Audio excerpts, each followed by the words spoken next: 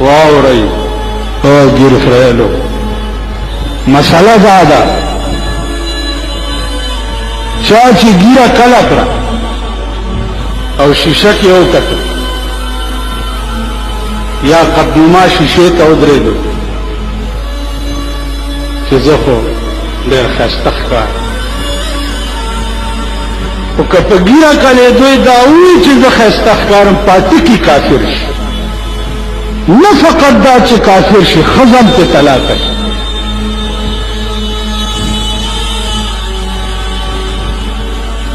دغسې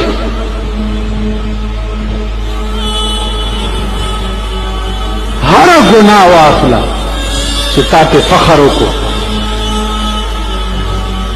ته به پوه هم نه یو د اسلام نه به وتې پوه به نه ګیره واجب دي بیبي حوا ویښته ډېر ښایسته و د آدم علیه السلام ویلې چې یا الله داسې ویښته مال هم راکړه نو الله وله ګیره پیدا کړه ورته ویې چې او آدمه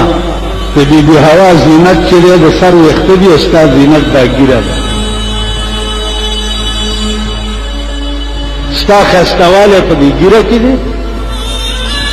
او د هغې ښایستهوالی د سر ویښته